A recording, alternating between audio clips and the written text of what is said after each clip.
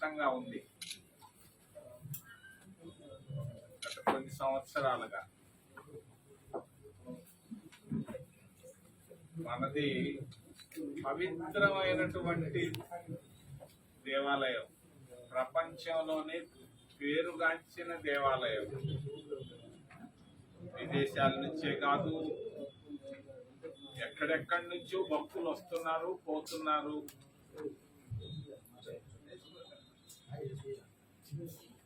కానీ బాధతో మేము ముందుకు వస్తున్నాను. ఈరోజు ఇంత గొప్ప పుణ్యక్షేత్రంలో కన్నీళ్లు కనపడుతున్నాయి. ఇదొక కన్నీళ్లు క్షేత్రంగా మారుతా ఉంది.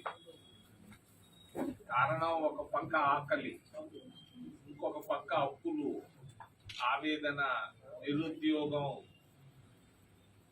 నివాసాలు లేక, ఆవాసాలు లేక అగచాటు. ప్రభుత్వాలు వస్తున్నాయి, పోతున్నాయి.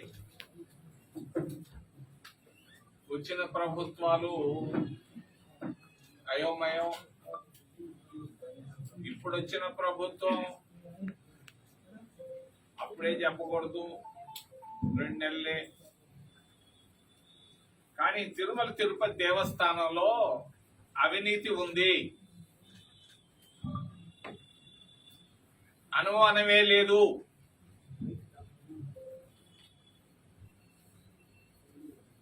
ఆరు నెలల క్రితం 100 కోట్ల రూపాయలు డబ్బు చేతులు మారింది, అనుమానమే లేదు. అనుమానం ఉంటేనే మాట్లాడేవాడుగా. 1200 కోట్ల రూపాయలు కాంట్రాక్ట్లు ఇచ్చారు, అనవసరంగా ఇచ్చారు. అవసరం ఉందా? చౌల్ట్రీని కొట్టాల్సిన అవసరం ఉందా? రోడ్లకు ఏమైనా ఇబ్బంది ఉందా? 1200 కోట్ల రూపాయలు పవిత్రమైనటువంటి పేదవాళ్ళు వేసినటువంటి రూపాయి, 5 రూపాయలు ఆ డబ్బుల్లో నుంచి ఇంత డబ్బు ఖర్చు పెట్టాలరా? ఎంత గొప్పది! మిగిలిన డబ్బు వేరు, ప్రభుత్వ డబ్బు వేరు. అక్కడ పవిత్రమైనటువంటి హుండీలో పడ్డటువంటి డబ్బు వేరు. ఆ డబ్బుని, పవిత్రమైన డబ్బుని అపవిత్రంగా చేయడం అనేది నేను చేతులెత్తి చూపిస్తున్నాను, ఏలెత్తి చూపిస్తున్నాను. అది నేతలు. 100 కోట్ల రూపాయలు డబ్బు మారింది కాంట్రాక్టర్ల చేతుల్లో నుంచి. ఎవరి చేతికి వెళ్ళిందో నాకైతే తెలియదు. 10%, 1% కాదు, 10%. ఎక్కడ పోయింది డబ్బు? ఏంది విజిలెన్స్? ఎక్కడుంది విజిలెన్స్? లెన్సే లేదు, మళ్ళా దానికి ఒక విజిలెన్స్. దరిద్రం. 100 కోట్లు ఏంది? పవిత్రమైనటువంటి డబ్బు 100 కోట్ల రూపాయలు కాంట్రాక్టర్ల చేతుల్లో నుంచి వ్యక్తుల చేతుల్లోకి రావడం అనేది తప్పు, తప్పు, తప్పు, తప్పు, తప్పు. మాట్లాడకుండా ఉండలేము, తెలిసి ఉండలేము. ఎంతకాలం ఉంటాం? నిన్న నిప్పెందుకు పెట్టారు? మదనపల్లిలో పెట్టారు, వాణిలే పెట్టుకోండి, అది తప్పే. కానీ ఒక పవిత్రమైనటువంటి దేవాలయంలో, దేవాలయం సంబంధించిన పరిపాలనా భవనంలో నిప్పెట్టొస్తుంది. ఏసీలు ఉన్నాయి, జబర్దస్త్గా సెంట్రల్ ఏసీలు ఉన్నాయి. ఎట్లా ఫైల్ కాలుతుంది? ఫైల్ కాలాల్సిన అవసరం ఉంది అక్కడ. నేను కూడా పోయి చూశాను. ఇప్పుడు కాదు, నేను చూస్తున్నాను ఈ మధ్య. మీకు తెలియదు, అప్పుడప్పుడు వెళ్తున్నాను, సైట్గా వెళ్తున్నాను, చూస్తున్నాను. ఇంజనీరింగ్ శాఖ అనేది ఈఓ పరిపాలన ఆయన బిల్డింగ్ కి రాయిసిరేంత దూరంలో ఉంది. వీడియో కెమెరాలు ఫుల్గా ఉన్నాయి. చీమ కూడా పోతున్నా కూడా వీడియో కెమెరాలో కనపడతాం. మరి 100 కోట్ల రూపాయలు ఎవరు తీసుకున్నారు? ఎందుకు తీసుకున్నారు?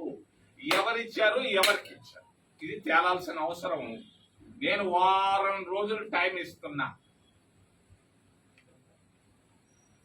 తిరుమల తిరుపతి దేవస్థానం పాలకులకు అది లేకపోవచ్చు, అధికారులు ఉన్నారు.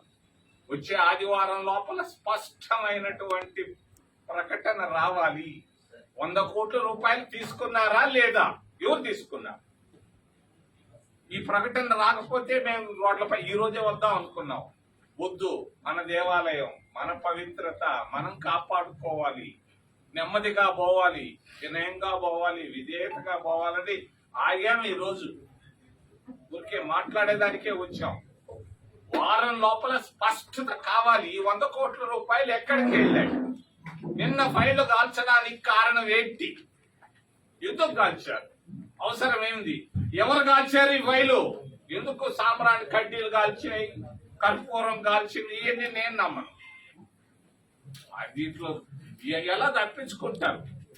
దీని విషయంలో కూడా స్పష్టమైన వైఖరి అవసరం అయితే నేను చెప్పటం లేదు, కానీ ఎన్ఫోర్స్మెంట్ డైరెక్టరేట్ అని ఒకటి ఉంటుంది ఢిల్లీలో. నేను వాళ్ళకి చెప్పను. అప్పుడే మీరు కానీ చర్యలు తీసుకోకపోతే నేను అడుగుతాను. వారం రోజుల లోపల మీరు స్పష్టమైనటువంటి వైఖరి ఇవ్వాలి. ఎవరు ఈ 100 కోట్లు లాగారు? ఎక్కడ పోయింది 100 కోట్లు? ఎందుకు ఇచ్చారు 100 కోట్లు? ఇచ్చేది నిజం. 10% తీసుకున్నారు 1200 కోట్ల రూపాయల వర్కుల పైన. ప్రతి ఒక్కరికి తెలుసు, కానీ మాట్లాడరు. మౌనం. ప్రశాంతత, పవిత్రత. ఏం పవిత్రత? ఎక్కడుంది డబ్బులు? మేము అడుగుతూనే ఉన్నాం.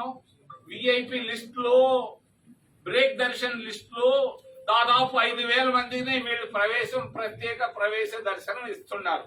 శ్రీవారి దర్శనాలకు పోవటం లేదు. నేను 5,000 మంది 3,000 నుంచి